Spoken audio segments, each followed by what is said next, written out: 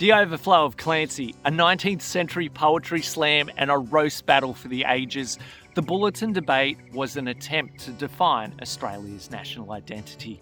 Another contender enters the race, a parody nonetheless, the first of two that play on Paterson's iconic character Clancy of the Overflow. Not able to contain themselves, they too had to throw into the debate, but mystery surrounds the true identity of author HHCC, with some speculating that it was Lawson veiled in a pseudonym, whilst others posit that HHCC was fellow contemporary poet Herbert Humphrey Cripps Clark. No one knows though. Now, the Overflow of Clancy reads like a first-hand eyewitness account from a contemporary who had dealt with Paterson firsthand, insinuating that Banjo was all pomp and ceremony, a show pony, that whilst he had a go, his heart wasn't really in it. He couldn't hack it when the going got tough, rather retreating to the comforts of his town lodging to speak upon high. Now, Banjo's mind was already made up. He had a preconceived, love-struck notion of what bush life was like. Clancy couldn't see the flock for the sheep.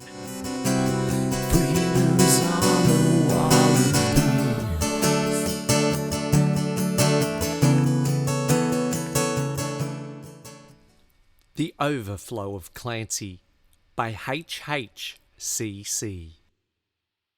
I've read the Banjo's letter, and I'm glad he's found a better billet than he had upon the station where I met him years ago. He was slushy then for Scotty, but the bushland sent him dotty, so he rose up William Riley and departed down below. He rolled up very gladly, for he had bush fever badly, when he left the smoke to wander where the wattle blossoms wave. But a course of stag and brownie seems to make the bush-struck townie kind of weaken on the wattle and the bushman's lonely grave. Safe in town he spins romances of the bush until one fancies that it's all top boots and chorus, kegs of rum and whips of grass, and the sheep off camp go stringing when the boss in charge is singing, whilst we blow the cool tobacco smoke and watch the white wreaths pass. Yet, I guess the bee feels fitter in a billed shirt and hard hitter that he would weigh down the cooper in a flannel smock and moles. For the city cove has leisure to indulge in stocks of pleasure, but the drover's only pastime's cooking. What's this on the coals? And the pub hath friends to meet him, and between the acts they treat him, while he's swapping fairy twisters with the girls behind the bars. And he sees a vista splendid when the ballet is extended, and at night he's in his glory with the comic opera stars. I am sitting very weary on a log before a dreary little fire that's feebly hissing neath a heavy fall of rain.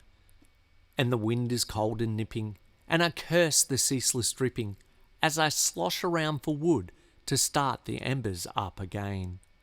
And in place of beauty's greeting, I can hear the dismal bleating of a ewe that's sneaking out among the marshes for her lamb. And for all the poet's skittin' that a new chum takes delight in, the drover's share of pleasure isn't worth a tinker's dam. Does he sneer at bricks and mortar when he's squatting in the water after riding 14 hours beneath a sullen weeping sky?